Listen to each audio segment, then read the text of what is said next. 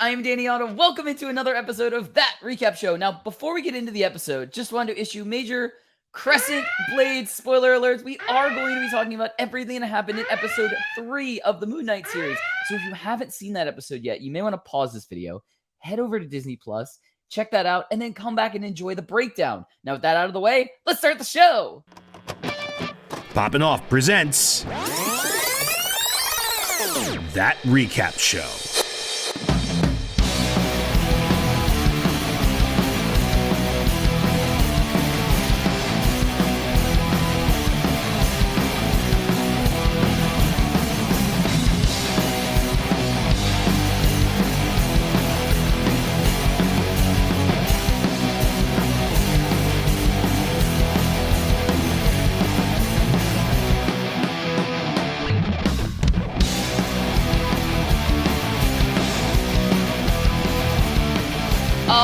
Joining with me to break down everything from episode 3 of the Moon Knight series, it's Johnny Rico. What's up? Hey! How you doing? I mean, I'm not doing so great. You're doing. Yeah. After episode 3, I'm feeling a lot better. Let's put it that way. Episode 3 was incredible. We were talking before this, they're building on the other episodes so well, not only in story, but just in expectations. Like we've always said, every episode has been just as good, if not better, than the one that happened before. Right. And it's just, you made this point, and I'm sorry for stealing it, but there hasn't been any filler. It's been all important and all good stuff in every single episode. And these episodes are long. I think we're getting pretty sizable chunk episode. Basically almost 3 hours of content so far in the series, and we have another 3 to enjoy. So do you want to just you want to get into it? Quick reactions really quick? Yeah, let's do it. Awesome. All right. So I just have to say really quick, I loved how in this episode, we finally had almost the exact opposite of the first episode. We have Mark in the driver's seat, and then we see him experiencing the blanking out and missing time. I just thought that was a really cool parallel that we have, the character that we have starting the episode, we then experience it the same way they're experiencing it with loss of time and stuff like that. And then Steven is taking over and stuff like that. That's my first one. Now, like I said, less references than the first episode, but I do have to, it's a two-parter, same part.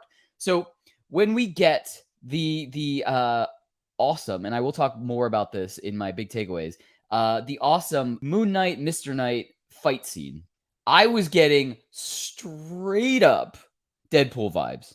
And not only Deadpool vibes, but I was getting, and I'm going to be very specific, I was getting Deadpool vibes from when in Deadpool 1, right after the car chase scene, right before he starts counting bullets, and he raises his hands. Wondering why the red suit? Well, that's so bad guys can't see me bleed. This guy's got the right idea. He wore the brown pants. We had that exactly with Mr. Knight, but not only that, we got another reference that I thought of, and it was Star-Lord in Infinity War when the Guardians meet up with Doctor Strange, Spider-Man, and Iron Man, and Peter Quill basically says, "Everybody stay where you are, chill the F out." And we had that immediately when we had Steven become Mr. Knight. So I just thought those were really cool. They popped right into my head immediately when I first saw that. But anyway, those were some of my first really initial impressions. I love the episode in general, like I already said, and I can't wait to get more into it in the big takeaways. But before we do, Rico, what were some of your initial impressions of the episode?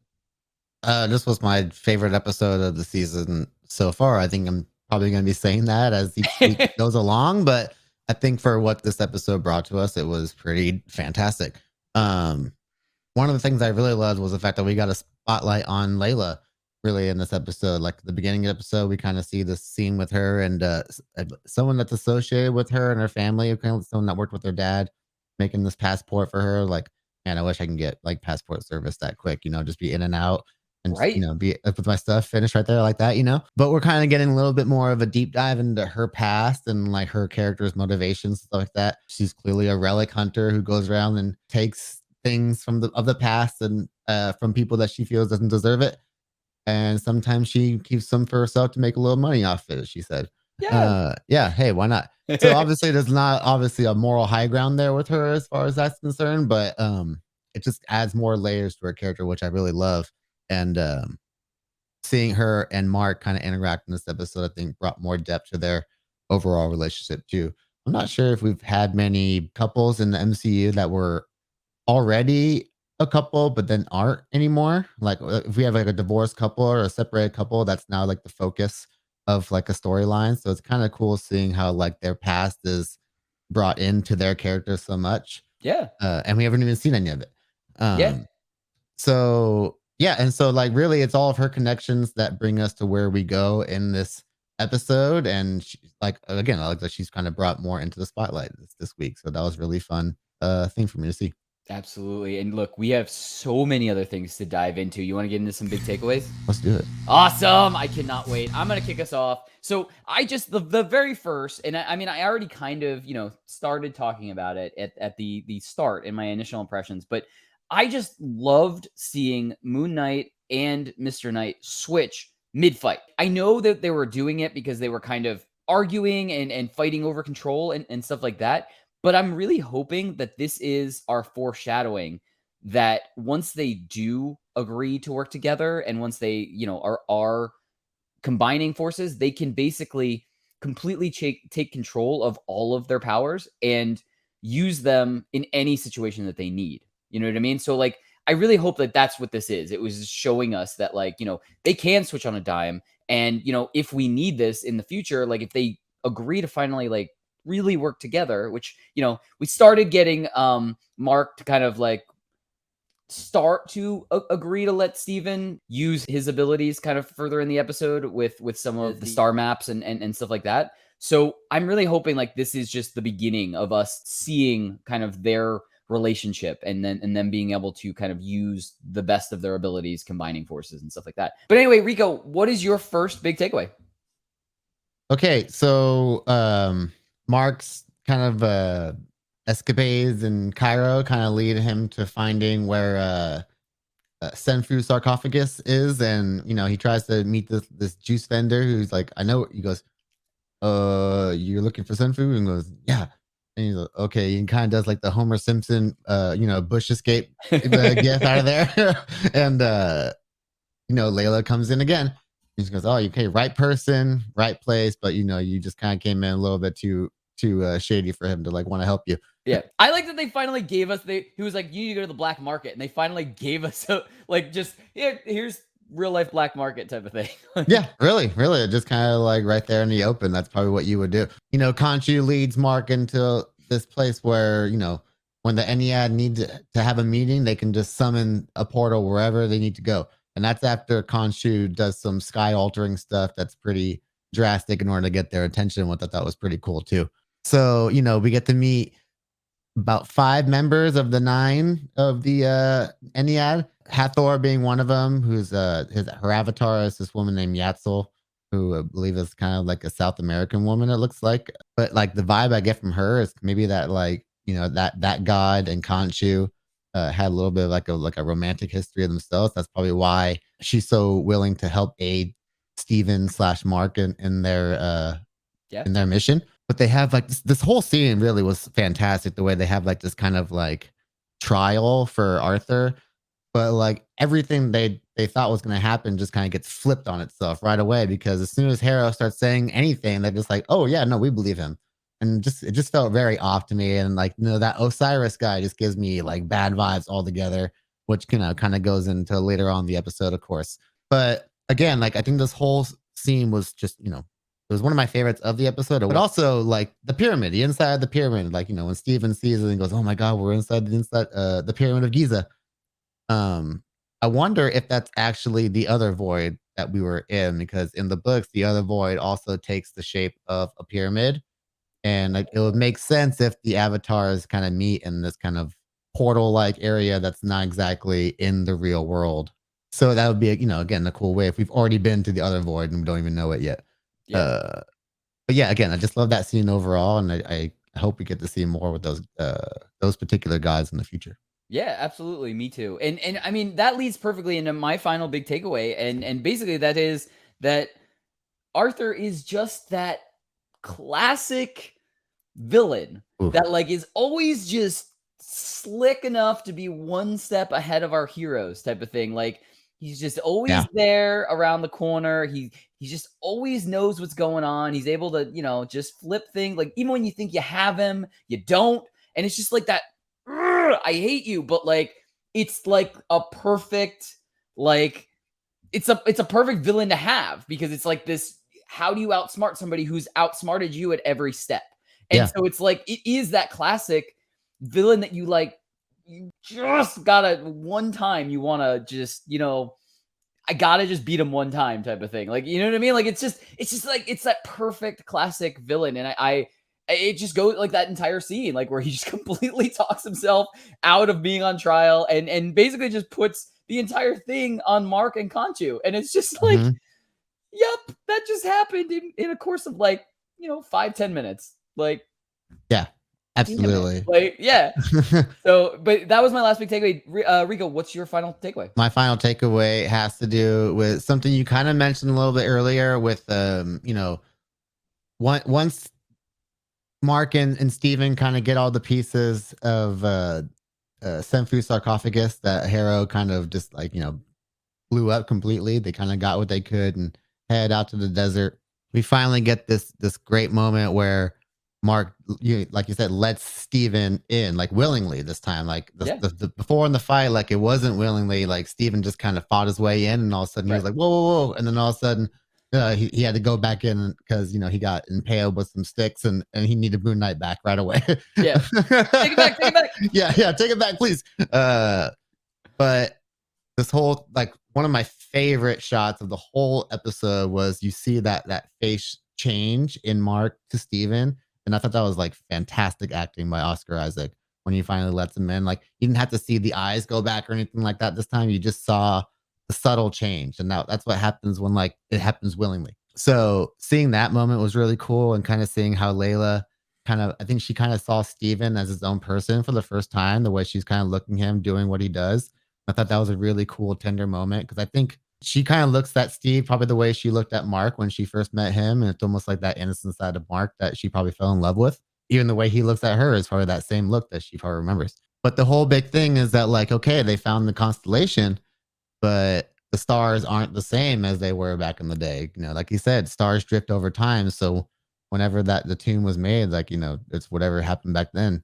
Yep. There's only one person that was there that day, and that was Khonshu. And he knows that if he does this, he's going to be imprisoned in stone, like they told him. But he's like, okay, I got to do this. But, please just tell Mark to free me. And it's this amazing sequence where as Mr. Knight, Steven helps him out. He goes, just do what I do. And they're doing the hand circles and stuff like that. And one of the coolest visual shots I've probably seen in any MCU project, really, is just, the way the stars are all turning. You can see the forming of the constellation. How the people you can see the people see it too. So obviously this is going to have some kind of wider effect on, maybe the overall universe, or at least the people in Egypt. Like, we don't know how far this goes. Like, I doubt Spider-Man's swinging across New York all the time. And then all of a sudden the stars just start, floating about because of course time zones and whatnot. But, but yeah, that whole thing happens. The whole sequence of like him doing that. And at the same time, the Ennead are doing the ritual to imprison Khonshu, which I thought was a really cool way to see in the stone form. But like that was really like Khonshu's sacrificial act of the episode. So we have to kind of look forward to next week with not Khonshu, but Mark and Steven kind of working together without Khonshu.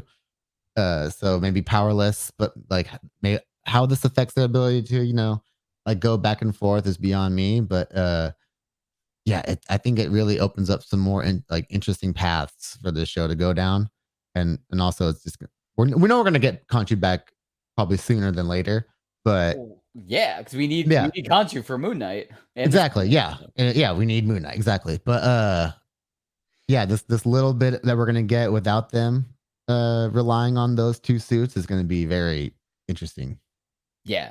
Absolutely. Yeah. I cannot wait for I mean we've said it every episode. I cannot wait for the next episode, but it's almost like I just want to see how they get themselves out of this situation type of thing. And rectify what's going on. But Rico, you want to get to some predictions? Absolutely. Awesome. Why don't you kick us off this time? Okay, so after the initial Marvel titles card sequence that we get after the initial cold open with Layla and her family associate. We're thrown into like this kind of a chase scene between Mark and a few guys that work for Harrow. They kind of get the better of him at some point, and then all of a sudden, like you said, Mark experiences the blackout. All of a sudden, he's holding a dude with a knife inside of him, and he's like, what just happened? And he goes, Steven, what'd you do? And he goes, Steven's like, that wasn't me. And he goes, who was it?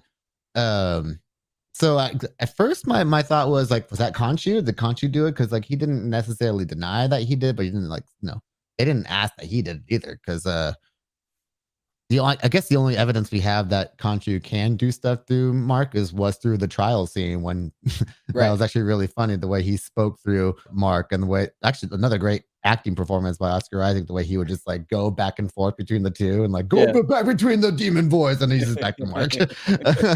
But yeah, so that makes me think that there is a third personality, like a third person right there now. So we've met Steven, who was like the more sheltered, reserved guy. We have Mark the mercenary, and Moon Knight also has Jake Lockley, who is in the books, he's like a cabbie with street smarts and stuff like that, and he's particularly brutal in his ways of how he handles people. And so I think that might be who we are hinting at here. Like he's a nasty dude. Obviously, he has no problem killing people.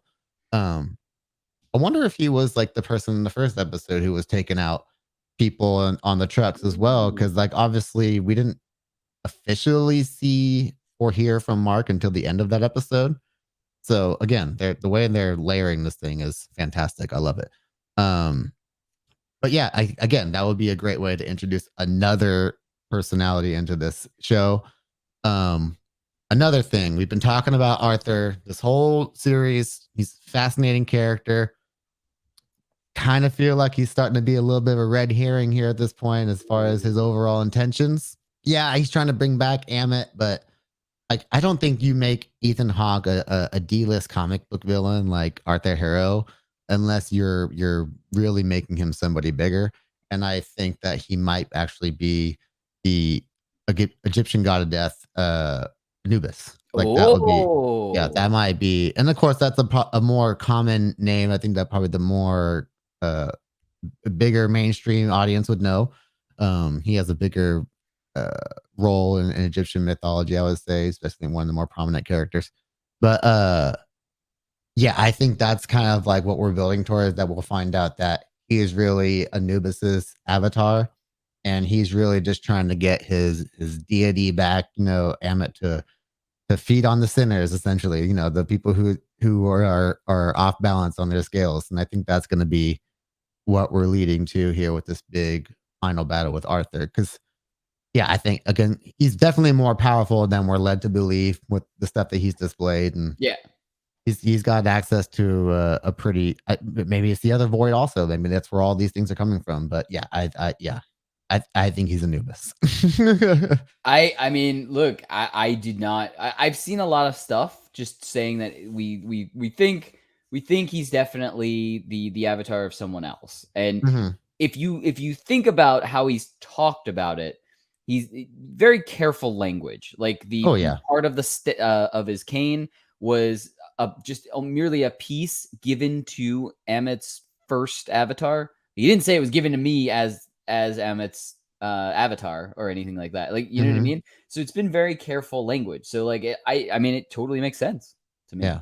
So. And I love how personal this all is for him. Like that last scene where he's just talking to the statue of Khonshu, and he's just like, yeah, I'm going to soak in this victory when I beat you. Like, he's like, I want to beat you, Khonshu, basically. Like, I think that's just another great layer to his character. How, like, again, he's one step ahead of Mark and all them the entire time. That's because he's been where Mark has been. Yeah. So again, that great antithesis of the main character that MCU does. Brilliant. Yeah. I'm absolutely for it. I am all for it. A big, massive showdown, and I think that would be awesome. Look, I just want to say, now that we have the Ennead introduced, I think it's just one notch over. I'm still not saying that this is 100% going to happen or anything, But it's starting to line up with my theory, my long shot theory. I will preface it with it's the long shot theory. Yes, fingers crossed that the reason we have not got a Thor Love and Thunder trailer, which now we know has been confirmed that the trailer's done. It's finished, but we're not releasing it for a certain reason, is because there is something before the end of this season or even in a post-credit scene that mentions someone like Gorr killing gods or killing a god or something like that. And it's almost like we don't have to see an on-screen of Gorr or anything like that, but just having two of the gods just talking about it. Like they're worried, like they don't know what's going on or who has the strength to do that type of thing. You know what I mean? Like almost like something like that. And I just think I still think like just with this introduction of now us putting, faces to some of those gods, I think it's just one notch closer. I'm not saying it's all the way there and I'm 100% in. I just think it's one little notch closer to that theory is starting to hold a little bit of weight. But anyway, that's what I think. That's what we think. Let us know in the comments below. What did you think of this episode? How do you think they're going to free Khonshu, and how are they going to stop Arthur at all, basically? Not even just from resurrecting Emmett, just in general. How are they going to be able to stop Arthur? And what do you think? Is it a potential that we could get reference to Gorr before the end of this season, or at least at the end of this season? And as always, don't forget to like, subscribe, and turn on notifications to hear about all of our latest video releases. Bye, everybody!